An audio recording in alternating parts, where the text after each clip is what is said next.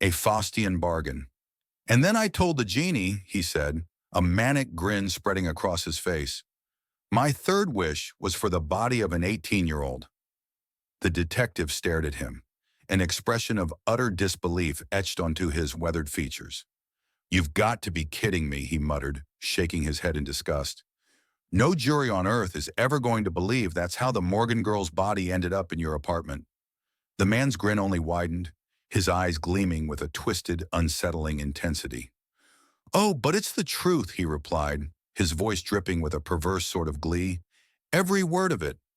The detective leaned back in his chair, his fingers steepled thoughtfully as he studied the suspect before him.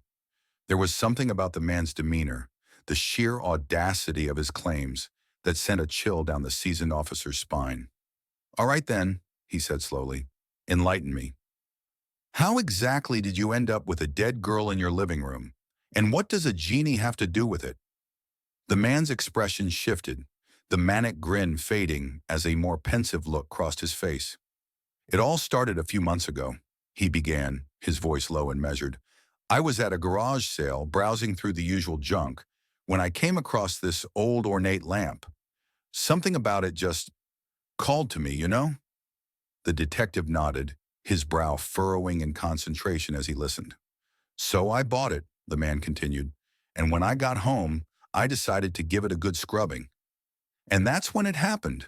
The genie appeared, right there in my living room. He paused, his eyes widening with a mixture of awe and terror. At first I thought I was going crazy, but then he started talking to me, offering me 3 wishes in exchange for my soul. The detective leaned forward, his gaze unwavering. And what did you wish for? The first 2 were easy, the man replied, his voice trembling slightly. Wealth and power, just like you'd expect. But then, he trailed off, his expression darkening. The third wish, the detective prompted, his tone stern. The third wish, the man echoed, his voice barely above a whisper. That's when I made my mistake. I was so greedy, so consumed by my own selfish desires, that I wished for the body of an 18-year-old girl. The detective felt a chill run down his spine as the man's words sank in. And the genie granted your wish? The man nodded, his eyes haunted. Yes, he did. And the next thing I knew, there she was, lying on my living room floor, her lifeless eyes staring up at me.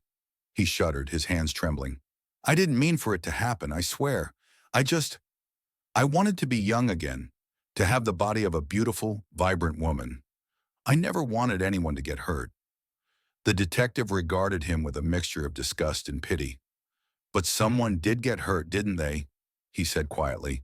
And now you're going to pay the price. As the detective reached for the handcuffs, the man's expression crumpled, and he let out a broken, anguished wail. It wasn't supposed to be this way, he cried, his voice echoing through the interrogation room. The genie promised me eternal youth and beauty. Not this. But the detective only shook his head, his face set in a grim expression. Sorry, pal, he said, but no jury in the world is going to buy the genie did it defense. You're going away for a long, long time. And as the man was led away, his desperate pleas fading into the distance, the detective couldn't help but feel a sense of profound unease. For in the depths of the man's twisted confession, he had glimpsed the true, horrifying cost of a Faustian bargain.